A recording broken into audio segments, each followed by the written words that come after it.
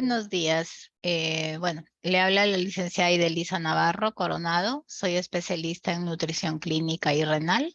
Hoy día vamos a tratar el tema alimentando al paciente con enfermedad de Alzheimer. La enfermedad de Alzheimer es un tipo de enfermedad, es un tipo de demencia que ocasiona el deterioro progresivo del cerebro. Produce pérdida paulatina de memoria y alteración de las capacidades intelectuales de la persona. No se conocen las causas de la enfermedad. Actualmente existen algunos tratamientos que pueden enlentecer la evolución.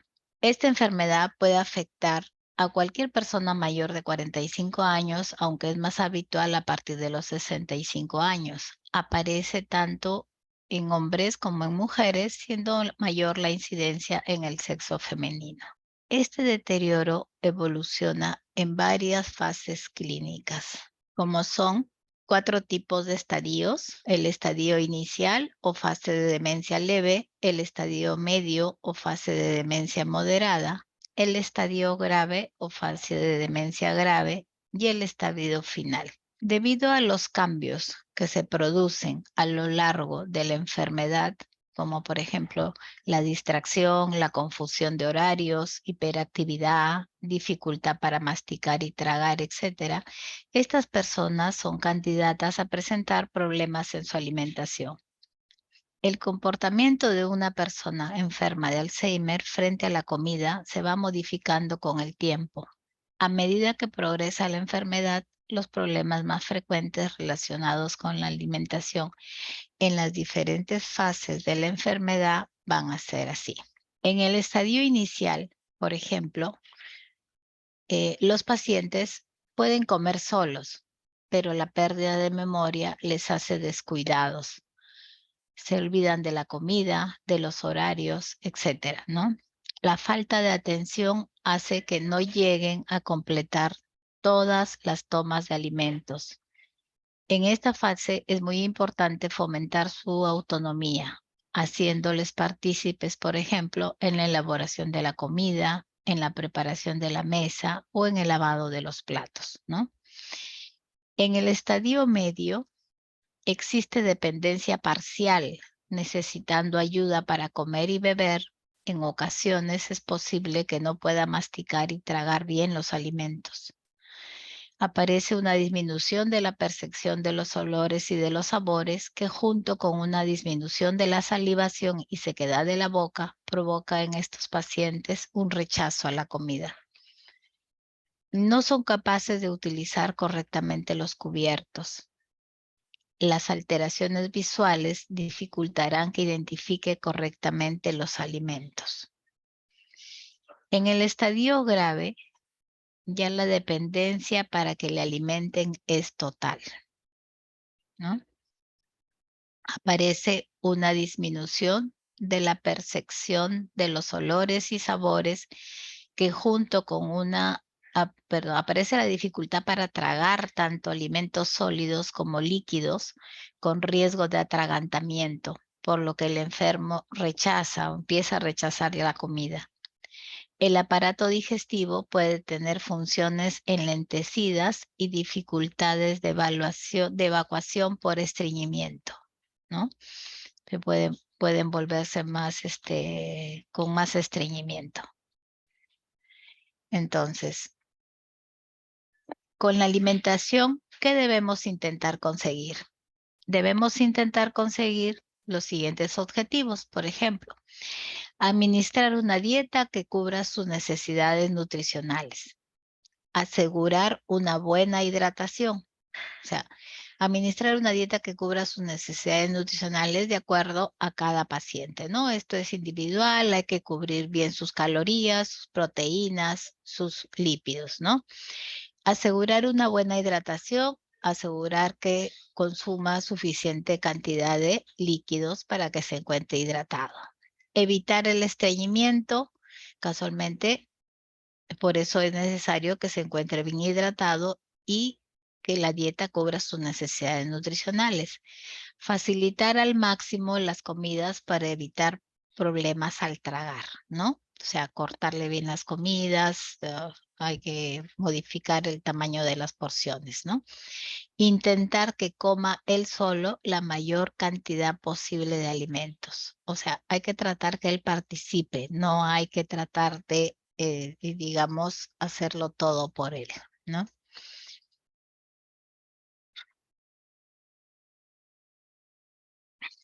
Además, respecto a la alimentación, ¿qué más tenemos que tener en cuenta? Tenemos que tener en cuenta que debe de ser algo más que la ingestión de alimentos. Ha de ser un vehículo para nutrirle y proporcionarle placer y distracción a la vez, ¿no? Se debe fomentar la autonomía de la persona enferma, proporcionándole más ayuda a medida que la vaya necesitando, poco a poco.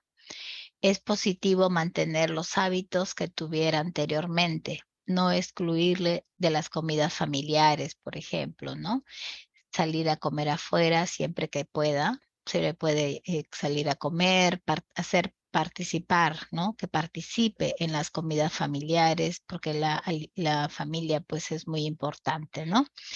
Es fundamental que la persona con Alzheimer mantenga el sentido de comer en grupo, no que se aísle, sino que tratemos de que tratemos de que coma en grupo, ¿no? Ahora, ¿cuáles son, cómo podría yo llegar a cubrirle sus alimentos, ¿no? Existen varios alimentos o varias sustancias que nos van a ayudar. Vamos a ver cuáles son. Por ejemplo, hay que proporcionarle ácidos grasos poliinsaturados, que su mecanismo de actuación es la composición de las membranas celulares y la producción de eicosanoides, ¿no? Entonces, ¿cómo puedo lograr esto?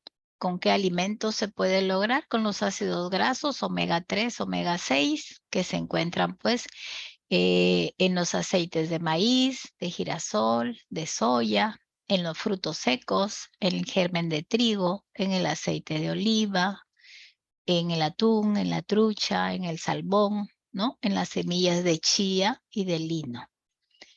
Entonces, el triptófano, la lecitina y la tirosina. ¿Cuáles son sus mecanismos de actuación frente a ¿cómo se llama? A los procesos cognitivos? Hacen la producción de los neurotransmisores, ¿no? ¿Cómo yo logro que mi paciente coma esto? A través del plátano, del aguacate, de la ciruela, de los berros, de la espinaca, de la zanahoria, de la beterraga, del apio, del brócoli, ¿no? De los frutos secos, de los lácteos, de los legumbres, de los pescados, de las aves de corral y de la soya. Ahí se encuentran presentes el triptófano, la lecitina y la tirosina. En los hidratos de carbono, ¿cuál es su mecanismo de actuación? Es la producción de neurotransmisores también y el índice glucémico. O sea, bueno, ya todos conocemos que los hidratos de carbono, ¿cómo puedo lograr, con qué alimentos puedo lograr este sustrato? Por medio de los cereales, como por ejemplo el arroz, el trigo, la quinoa, ¿no? Los tubérculos, la papa, el camote, la yuca, el oyuco, y por parte de las leguminosas también, ¿no? De las menestras. Entonces, todos estos alimentos tienen hidratos de carbono. Por ejemplo, el chocolate, el magnesio, la cafeína y la fenilalanina.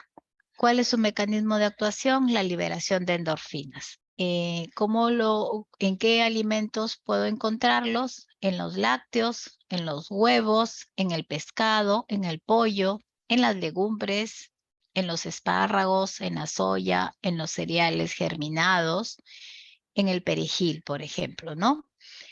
Los antioxidantes que van a actuar como protección de las neuronas frente a las toxinas. Bueno, los antioxidantes están presentes en todos los colores de las frutas y las verduras. Cuanto mayor color tenga la fruta y la verdura y si los variamos, entonces estamos asegurándonos que están consumiendo antioxidantes.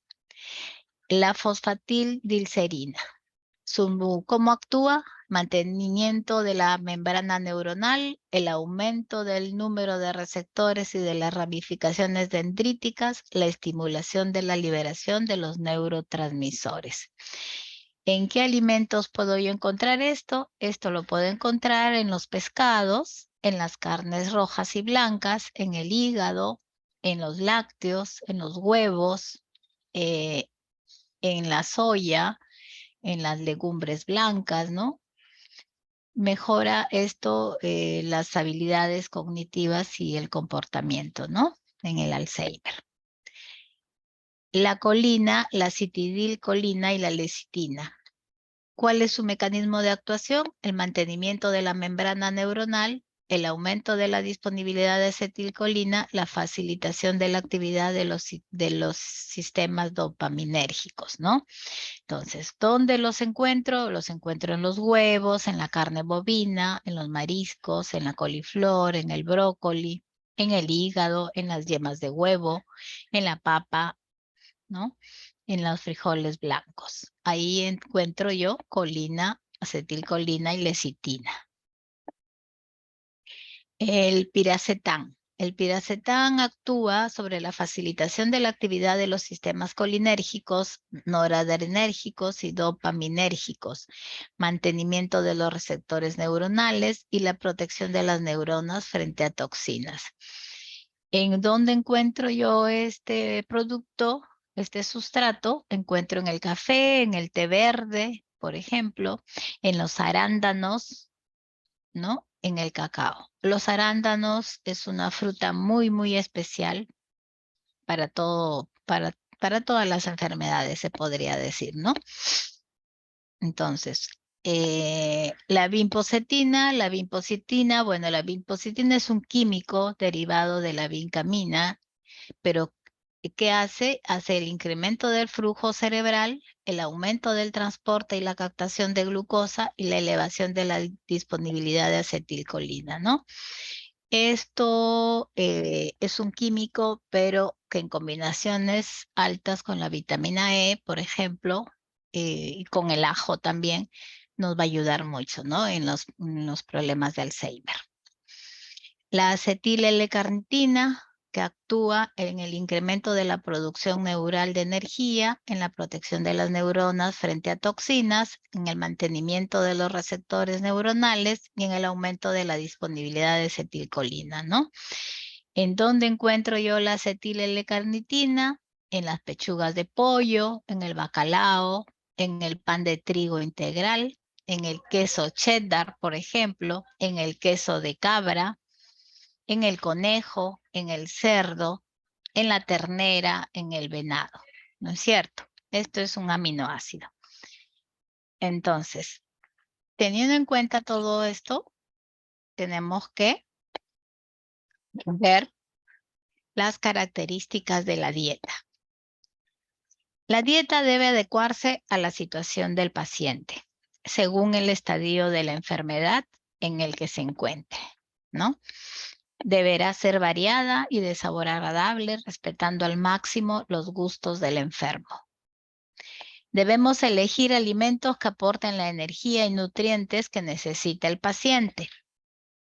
Las necesidades de energía en general no están disminuidas y en casos de pacientes con cuadros de agitación o que deambulan, pues están incrementadas. O sea, hay que darles mayor cantidad de calorías a este tipo de pacientes. Como fuente de hidratos de carbono, como les vuelvo a repetir, emplearemos pues los cereales, las pastas, las legumbres, las verduras, ¿no? Las frutas, las hortalizas, ¿no? Estos alimentos nos aportarán la fibra necesaria también para evitar el estreñimiento y son una buena fuente de vitaminas. Hemos de moderar el consumo de azúcares y dulces, aunque no debemos ser tan estrictos como con otros pacientes, ¿no? Por ejemplo, podemos darle un postre lácteo, que es fácil de tragar y muy nutritivo, ¿no es cierto? Las grasas mejoran el sabor de los alimentos y son necesarias por el organismo, pero usaremos las de origen vegetal, ¿no? Las de aceite de oliva, aceite de girasol, aceite de soya, frente pues a las de origen animal, como por ejemplo el tocino, ¿no? La mantequilla. Entonces, siempre tenemos que usar las grasas insaturadas, ¿no? O sea, las grasas de preferencia, las de origen vegetal.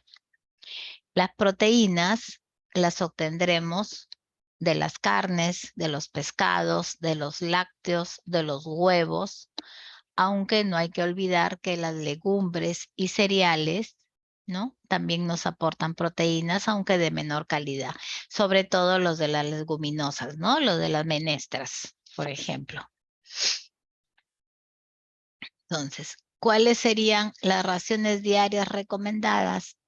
Por ejemplo, los lácteos o derivados de las leches pueden ser de 2 a 3 raciones diarias. Una ración equivale a 200 mililitros de leche o 2 yogures o 100 gramos de queso fresco. Ese es el equivalente, ¿no? Las carnes magras serían 3 a 4 raciones a la semana. Una ración equivale a 120 gramos de cualquier carne magra.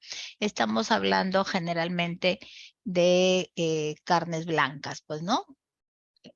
Pollo, pavita, pescado, cuy, conejo y una vez por semana quizás una carne roja, ¿no? O una víscera, por ejemplo, en el caso del hígado, que tiene, pues hemos visto que tiene muy buenas condiciones para los pacientes con Alzheimer, ¿no? El pescado también es una buena fuente de proteína, de omega 3, de omega 6, de 4 a 5 raciones por semana. Una ración equivale a 120 gramos también por ración. Los huevos, más o menos de 5 unidades por semana, dependiendo de cada persona, ¿no? Porque pueden ser los huevos enteros o pueden ser simplemente las claras de huevo. Las legumbres, que son todo lo que son, o sea, las legumbres vienen a ser lo que son las verduras, digamos, de 4 a 5 raciones por semana, más o menos la ración desde 60 a 80 gramos. Los cereales y derivados, como por ejemplo el arroz, el trigo, la quinoa, ¿no? La sémola, la avena, de 5 a 7 raciones al día. Una ración equivale a 60 a 80 gramos de arroz o de una pasta, ¿no? O sea, por ejemplo, de un fideo, que son 175 gramos, o de papas o de pan, que son 60 gramos, ¿no? De pan. También las leguminosas, que son las menestras, que también podrían ser 2 veces por semana, ¿no? Que las raciones pues vendrían a ser de 60 a 80 gramos también, ¿no? Entonces, con estas raciones diarias recomendadas, estamos pues cubriendo lo que hemos estado conversando, ¿no? Ahora, los consejos generales al momento de dar de comer a los pacientes, ¿no?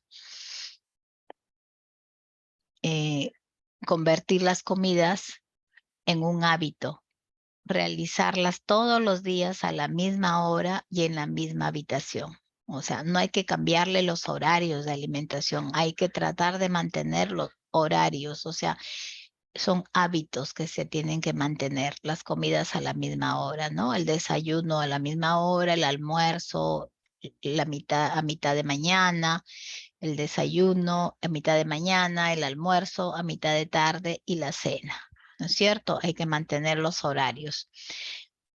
Puede comer sentado en la mesa, en un ambiente tranquilo y bien iluminado, con mucha luz.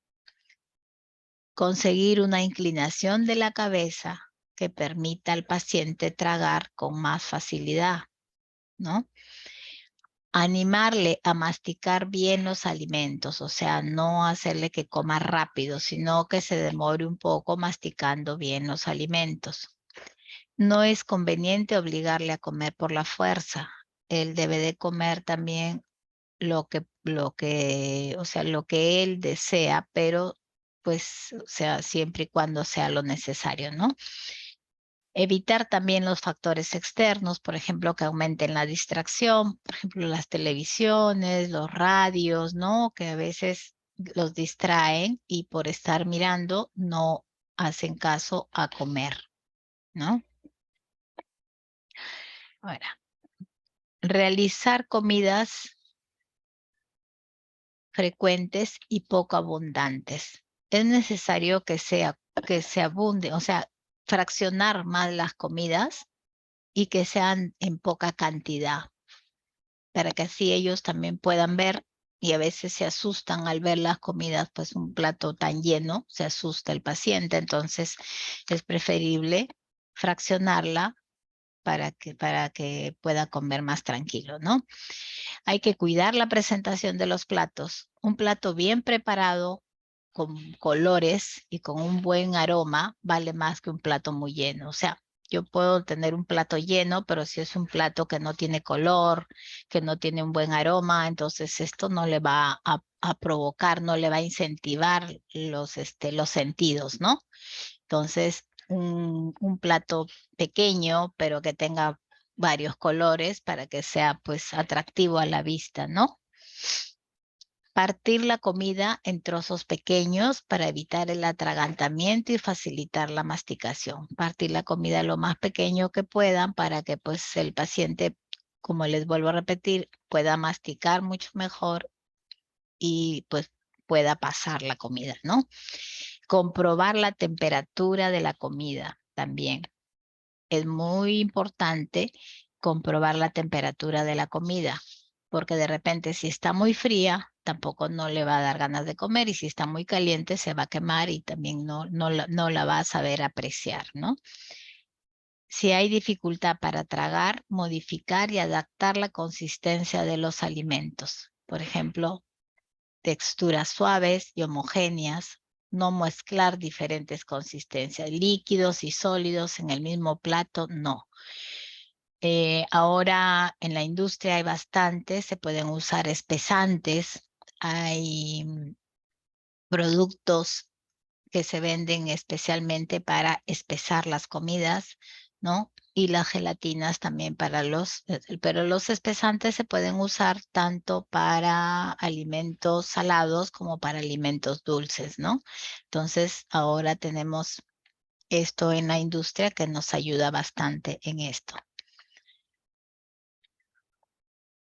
Elaborar los platos en forma de puré o triturado de textura suave con una amplia gama de colores, como les dije, y formas.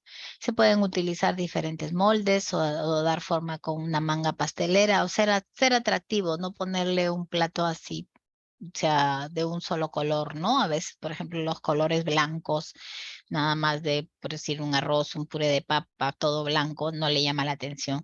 Si yo a esto le doy una forma, por ejemplo, al arroz de repente redondito, de repente en cono, ¿no? También, y al puré de repente con una manga lo hago diferente forma, entonces esto le va a llamar la atención y así le va a provocar comerlo, ¿no? Evitar la presencia de grumos también, hay que tener mucho cuidado con los huesecillos, las espinas o los filamentos, ¿no? Hay que triturar y pasar por el colador los alimentos preparados para obtener texturas homogéneas, ¿no es cierto?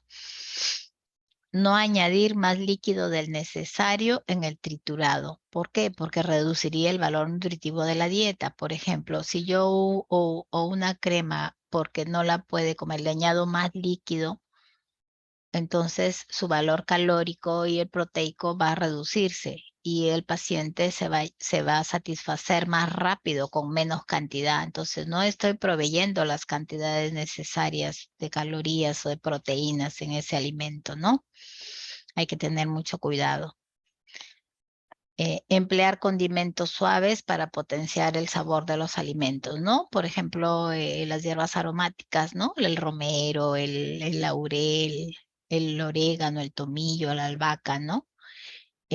Por ejemplo, puedo darle o color con la salsa de tomate o con la salsa de soya, ¿no es cierto? Para darle un color con la cúrcuma de repente también. para darles otro color más atractivo. Hay que preparar recetas que se puedan comer con las manos también para que ellos puedan intervenir. Por ejemplo, los buñuelos, los panqueques, ¿no? Las croquetas, cosas que ellos puedan sentir también, porque es muy importante esto, ¿no?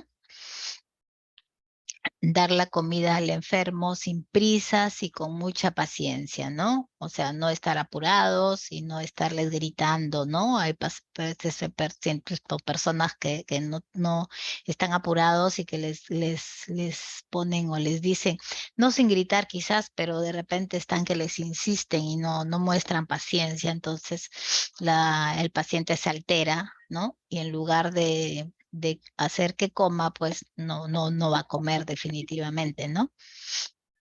Utilizar técnicas si el paciente, por ejemplo, no abre la boca o tiene problemas para masticar, ¿no? Hay que masajear la mandíbula, ponerse enfrente para que pueda imitar nuestros actos, de repente a enseñarle a abrir la boca, a masticar nosotros mismos con nuestros gestos, ¿no? También es importante incentivarle de esta forma, ¿no? Ahora, procurar que beba suficiente. Para ello, dar de beber 1,5 litros de líquido al día, por lo menos, ¿no? En caso de dificultad para ingerir los líquidos, pues, como les vuelvo a repetir, pueden hacer uso de espesantes, ¿no? Los jugos, por ejemplo, se pueden espesar. Hay líquidos que también se pueden espesar, pero es importante tener al paciente hidratado, ¿no? El paciente, sobre todo el paciente adulto mayor, se deshidrata más rápidamente que cualquier otro paciente de otra edad. Entonces es muy importante que consuma pues la cantidad de líquido necesario, ¿no es cierto? El agua u otras bebidas, claro, evitando el alcohol, ¿no? Se darán siempre cuando el paciente esté alerta, preferiblemente durante el día y menos al final de la tarde o durante la noche, ¿no? Porque si no le vamos a provocar pues que también el paciente pueda miccionar en la noche, en la madrugada, entonces eso también puede ser que le interfiere el sueño, ¿no? O que descanse más tranquilo, ¿verdad?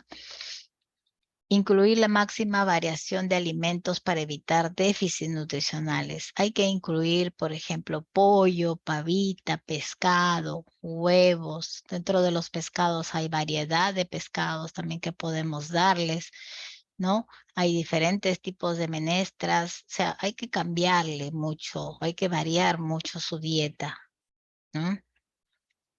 Si el paciente quiere comer con frecuencia y es obeso, trocear más la comida, recurrir más a las verduras, ¿no? A las verduras generalmente nos dan mucho más saciedad y tienen menos calorías, tienen más agua, ¿no? También igual. Y también se puede, digamos, la comida partirla más de tal manera que parezca mayor cantidad, ¿no? Para que el paciente piense que está comiendo más y que no le estamos disminuyendo las raciones. Mantener una buena higiene bucal y las prótesis dentales utilizadas. Esto es muy importante para evitar, pues, cualquier problema de infección, de contaminación, ¿no? De una bacteria por una mala higiene, ¿no? Si el enfermo tiene riesgo de lesionarse, es utilizar utensilios de plástico, ¿no? O utensilios inofensivos, o sea, porque por ejemplo, los tenedores puede pincharse, la cuchara también puede maltratar su mucosa de la boca, ¿no? Entonces hay que tratar de utilizar pues este tipo de utensilios. Utilizar también es otra forma, diferentes colores para identificar los objetos, por ejemplo, los platos, los cubiertos, los vasos de diferentes colores, es una forma muy práctica y muy llamativa para que le llame la atención, ¿no? Resulta práctico también la utilización de baberos grandes, de servilletas o delantales para evitar que el paciente se manche o para también para que pueda comer él solo y si es que se manche, pues no se sienta mal porque no se ha manchado la ropa, sino solamente el babero o la servilleta grande o el delantal. Entonces, así el paciente no va a sentir ninguna culpa o se va a sentir pues un poco de repente avergonzado por haberse ensuciado la ropa, ¿no? Y sobre todo también seguir pues todos los consejos recomendados por su médico, ¿no? También en cuanto a las medicinas, ¿verdad? Los alimentos aconsejados en la dieta del Alzheimer. Como ya les dije, los alimentos ricos en ácidos grasos esenciales. La falta de estos ácidos grasos pudiera ser uno de los desencadenantes del Alzheimer. ¿Por qué? Porque pues son los responsables de los neurotransmisores, ¿no? Entonces es importante esto, ¿no es cierto? Todo lo que son los ácidos grasos esenciales, los ácidos grasos poliinsaturados, como les dije, los omega 3, los omega 6, la ingestión de alimentos ricos en ácidos grasos esenciales, omega 3, omega 6, puede contribuir a mejorar la evolución de la enfermedad, ¿no? Se ha comprobado que aquellos pacientes que recibían estos componentes por medio de alimentos o incluso mejor a través de complementos, porque también hay complementos de omega 3, omega 6, ¿no? Mostraban una estabilidad más grande en el carácter y no ofrecían tantos episodios de depresión o irritabilidad, pues, ¿no? Porque se sabe que estos, pues, digamos, ayudan mucho en el crecimiento de las células, el funcionamiento del cerebro, ¿no? Participan también como mediadores para el sistema nervioso central, ¿no es cierto? También participan en los procesos inflamatorios, en la respuesta inmune y en la transmisión del dolor. Entonces, son muy importantes los alimentos ricos en ácidos grasos esenciales. Los alimentos ricos en vitamina C, la vitamina C es un potente antioxidante, ¿no? Capaz de neutralizar los efectos negativos de los radicales libres sobre las células del cerebro. Entonces, la ingestión de alimentos ricos en vitamina C puede ayudar a retrasar los síntomas del Alzheimer, ¿no? Entonces, son muy importantes los alimentos ricos en vitamina C. Los alimentos ricos en energía, o sea, en calorías. El problema que tienen los enfermos de Alzheimer es su desinterés cada vez más grande hacia la comida a medida que avanza la enfermedad. Entonces, esto provoca en ellos, pues, muchas veces un cansancio y unas faltas de ganas de comer que origina problemas nutricionales, ¿no? Entonces, hay que cuidar mucho las calorías del paciente. Al mismo tiempo, la dificultad progresiva en el manejo de los cubiertos, pues utilizar alimentos que sean muy nutritivos y al mismo tiempo muy fáciles de ingerir. Puede ser una manera de solucionar el problema, ¿no?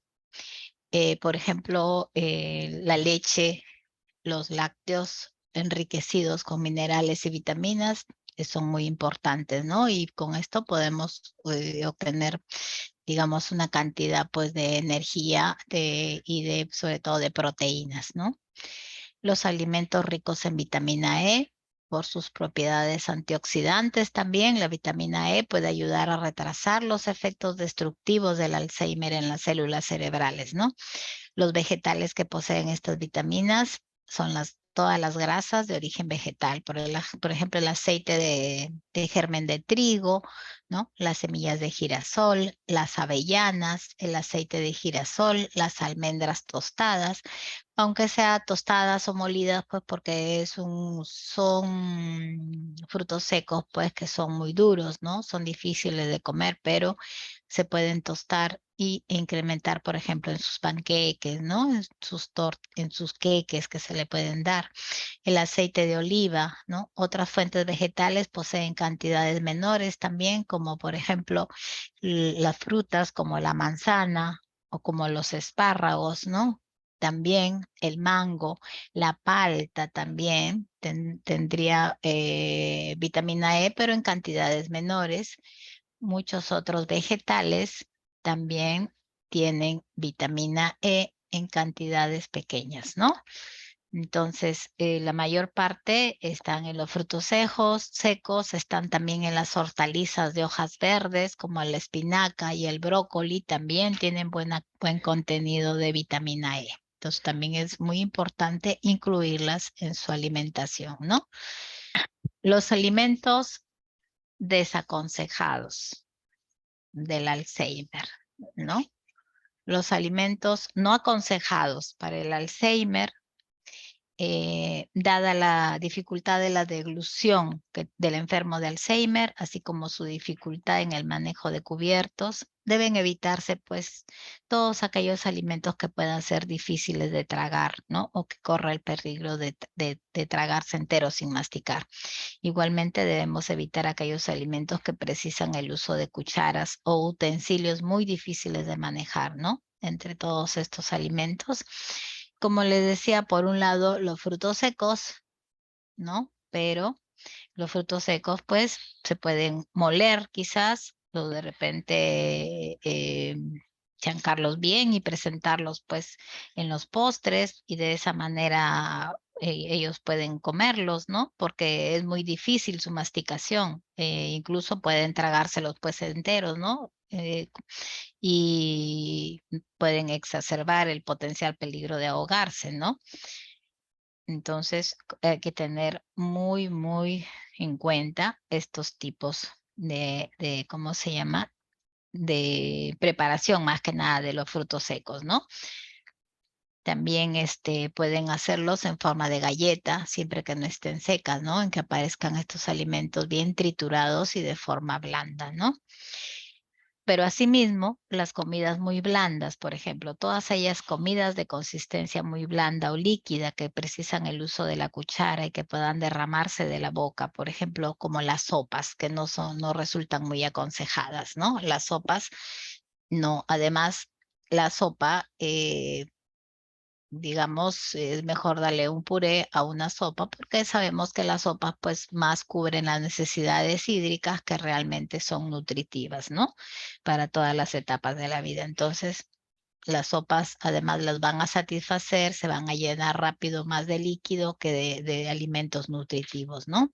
Y como les dije también que existen ahora en la industria, pues estos espesantes, ¿no? Que podemos utilizarlos y son muy aplicables a estos tipos de pacientes, ¿no? Sobre todo con los líquidos, porque tienen el riesgo de poderse, pues, ahogar, ¿no?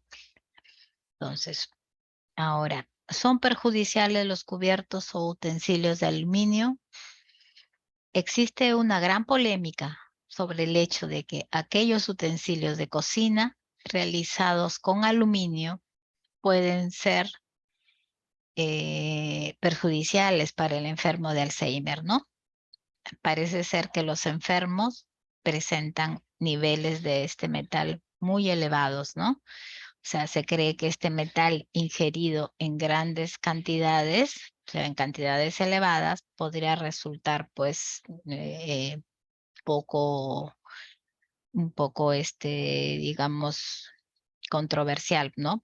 O venenoso para las células del cerebro, ¿no? Entonces, hay que evitar también los cubiertos o los utensilios utilizados en la preparación de los alimentos, por ejemplo, las ollas de aluminio, ¿no? Los utensilios que uno utiliza para la preparación de alimentos, podemos evitar que sean de este metal, ¿no? De aluminio. Bueno, muchas gracias.